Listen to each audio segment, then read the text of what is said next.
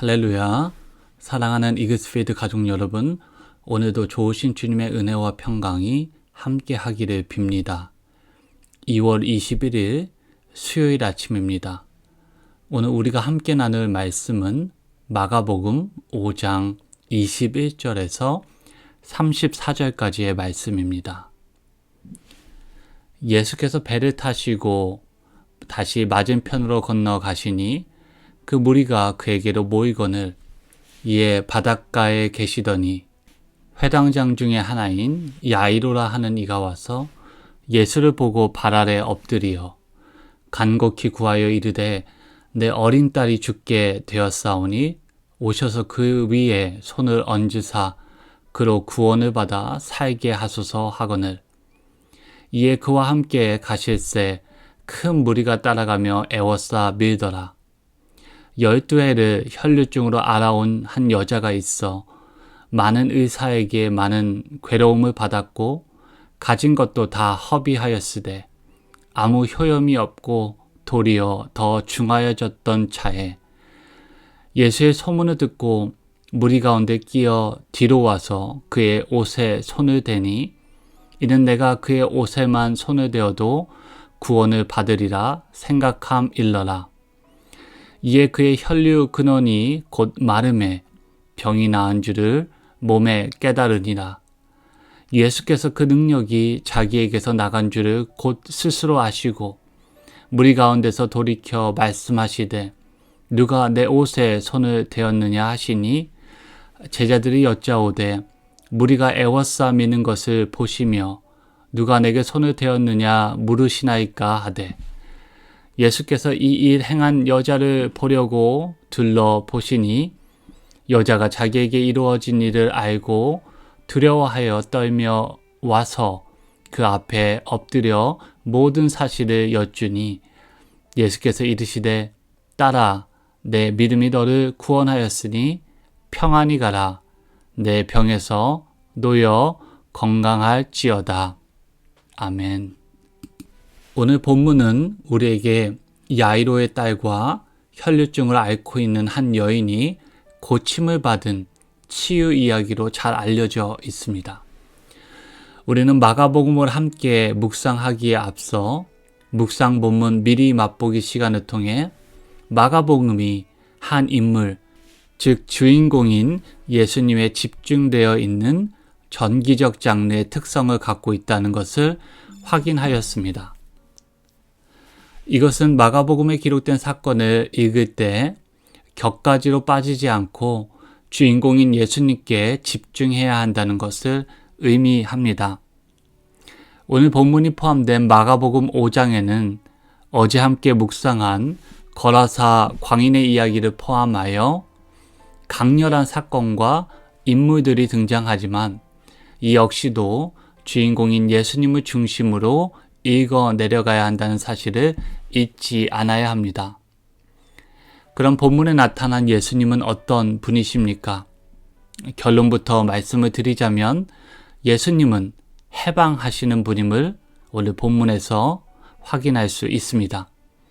어제 본문에서 예수님은 사탄을 결박할 수 있는 강한 자로 거라사 광인을 귀신의 압제에서 해방시켰다면 오늘 본문에서도 예수님은 혈류증 앓은 여인을 죽음과 또 부정의 무덤에서 해방해내시어 생명으로 인도하신 분입니다. 내일 함께 구체적으로 살펴볼 야이로의 딸을 살리신 사건에서도 예수님의 이러한 정체성이 분명히 드러납니다. 오늘 마가복음 본문 서두에서 야이로라는 이름의 회당장은 생명이 위독한 자신의 어린 딸의 목숨을 살려달라고 예수님을 찾아와 간곡히 부탁을 합니다. 그 사이 또 다른 위기에 놓인 한 여인이 예수님을 찾아옵니다. 그녀는 12해 동안 혈류증을 앓고 있는 여인이었습니다. 오랫동안 혈류증을 앓은 이 여인은 그로 인해 부정한 사람으로 낙인 찍혀 가족과 공동체로부터 소외되고 또 고립된 삶을 살아가고 있었습니다. 그리고 예수님은 그녀의 그런 삶을 해방시켜 변화를 가능케 하십니다. 또 새로운 삶을 주실 뿐만 아니라 풍성한 삶을 그녀에게 은혜로 주셨습니다. 오늘 본문에 등장하는 야이로와 혈류증을 앓은 여인의 삶을 비교, 대조해 볼 때 우리는 예수님이 어떠한 분인지 조금 더 구체적으로 이해할 수 있게 됩니다. 22절에 야이로는 회당장이라 소개하며 그의 이름이 직접적으로 등장한 것을 확인할 수 있습니다. 이로 미뤄볼 때 그는 이름만 대면 누구도 알 법한 그렇게 사회적으로 명망이 높은 인물이었습니다. 대조적으로 혈류증 앓은 여인의 이름은 본문에 등장하지 않고 가려져 있습니다. 또 회당은 유대인에게 굉장히 중요한 의미를 가진 장소입니다. 율법을 교육하고 하나님께 예배드리는 곳인 만큼 정결한 장소로 여겨졌고 그곳을 관리하고 감독하는 야이로는 덕망과 존경함을 받을 만한 인물이었습니다. 하지만 혈류증 여인은 피가 계속 흐르는 질환으로 그녀의 건강도 쇠약해졌을 뿐만 아니라 의례적으로도 그녀는 계속 부정한 사람으로 간주되었고 말씀드린 바와 같이 가족과 친구, 이웃, 또 회당의 일원들로부터 사회적으로 격리될 수밖에 없는 안타까운 처지에 놓여 있었습니다. 야이로는 또 회당장으로 경제적으로도 안정된 인물이었지만 혈류증을 앓은 여인은 오늘 본문이 이야기하는 바와 같이 자신의 병을 고치기 위해 가지고 있던 재산을 모두 허비하였으니 이 둘의 처지는 비교될 수 없을 정도로 대조가 됩니다. 그러나 예수님은 이런 사회적, 경제적인 지표로 사람을 평가하여 세상의 방식으로 은혜를 수여하지 않습니다. 주님은 혈류증 여인을 먼저 고쳐주십니다. 은혜는 무엇입니까? 바울에 따르면 은혜는 우리에게서 난 것도 우리의 행위에서 난 것도 아닌 전적인 하나님의 선물이기에 누구도 자랑할 수 없다고 말합니다. 그리고 물이 가장 낮은 곳으로 흘러가듯 하나님의 은혜도 그렇게 더 낮은 곳을 향하여 흘러갑니다. 당시 사람들로부터 배척당하던 세리와 창기들을 만나주시고 또 혈류증으로 고통받으며 이로 인해 율법적으로 부정하다 여김을 받은 그녀를 긍휼로 싸매 주셨습니다. 야이로에게 자신의 딸이 소중하듯 예수님은 혈류증 앓은 여인을 본문 마지막 절 34절을 보시면 딸이라 부르시며 사랑으로 그녀를 회복시키시는 모습을 보여주십니다. 이제 오늘 본문에 기록된 예수님을 향한 여인의 믿음을 잠시 살펴보겠습니다.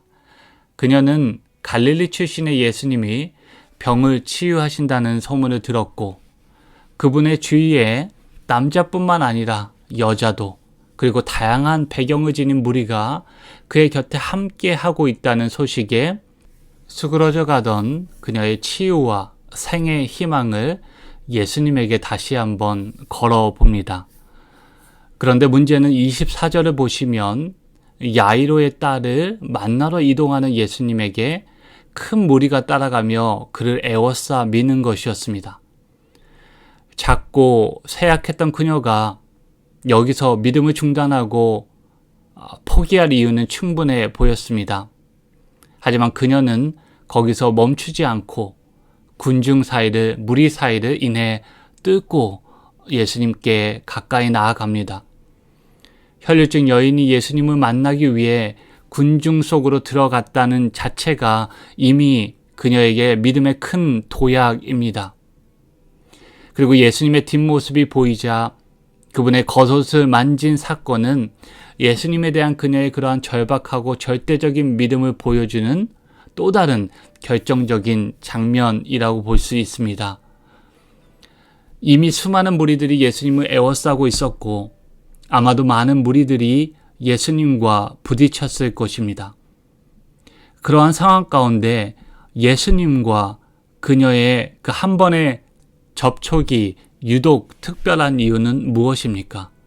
인파 속의 수많은 무리들과 그녀가 차별되는 지점은 무엇이었습니까?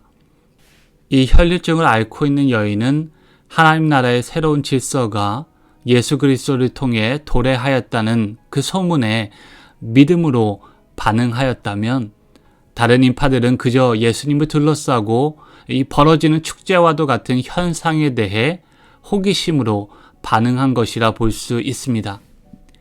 혈류증 여인에게는 현상의 핵심을 간파한, 그렇게 분별하는 믿음이 있었고, 또 반응하고 행동하는 믿음이 그녀에게 있었습니다. 본문 28절과 29절은 그것을 확증해 줍니다. 이는 내가 그의 옷에만 손을 대어도 구원을 받으리라 생각함 일러라. 이에 그의 혈류 근원이 곧 마름에 병이 나은 줄을 몸에 깨달으니라. 아멘. 치유의 능력이 자신에게서 나가는 것을 느낀 예수님이 무리들에게 돌이켜 말씀하시되 누가 내 옷에 손을 대었느냐? 이렇게 물으십니다. 흥미로운 것은 31절에 기록된 대로 제자들도 수많은 사람들이 예수님을 터치하고 예수님과 접촉이 있었다라는 사실을 시인합니다. 그러나 이 여인을 제외하고는 아무도 이 예수님의 질문에 답하는 사람이 없었다라는 것입니다.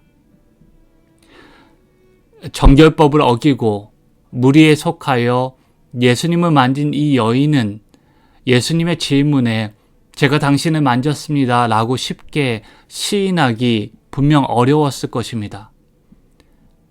그럼에도 불구하고 그녀의 생각과 분별함과 또 깨달음이 있는 믿음은 다시 한번 주님의 말씀에 곧장 응답합니다. 예수님 앞에 두려워 떨며 그 앞에 엎드려 모든 사실을 예수님께 털어놓습니다. 그리고 그런 그녀를 무리들 가운데 딸이라 불러주시고 병이 나은 것을 다시 한번 공적으로 확인시켜 주심으로 그녀의 육체적인 질병은 물론 그녀의 사회적인 삶과 또 관계도 치유하시고 주님은 회복시켜 주셨습니다. 12년 동안 꺼져가던 그녀의 삶이 회복되었고 그녀의 치유와 회복은 예수님을 통해 도래한 새로운 창조 세계의 표지가 되었습니다. 예수님은 하나님 나라를 하나의 작은 씨앗으로 비유하였다는 사실을 우리는 이미 알고 있습니다.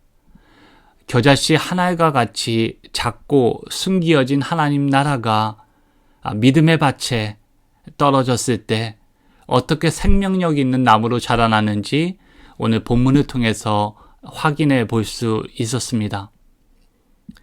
오늘 하루도 예수님의 말씀을 믿음으로 듣고 분별하고 또 살아냄으로 결실이 따르는 그런 복된 하루가 되기를 소망합니다. 함께 기도하시겠습니다. 예수님은 어둠과 사탄의 권세를 파하기 위해 이 땅에 오셨습니다. 십자가의 죽으심과 부활하심을 통해 사탄의 머리를 파하셨고 사망과 어둠의 권세는 그 뿌리를 잃었습니다. 예수님이 승리자이시고 우리를 사망과 어둠의 권세에서 자유하게 하신 분임을 이 시간 믿음으로 고백합니다.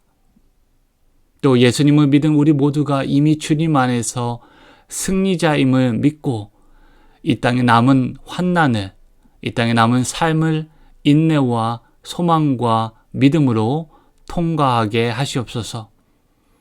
예수님이 만나셨던 두 딸과 같이 육체적인 고통과 그로 인한 정신적, 사회적, 경제적 어려움으로 고통 가운데 있는 주님의 자녀들을 오늘도 살펴주시고 긍휼히 여겨주시며 지치고 상한 몸과 마음을 고치시고 치유하여 주시기를 이 시간 간절히 구하며 우리의 온전한 믿음의 대상이 되시는 우리 주님 예수 그리스도의 이름으로 기도하옵나이다.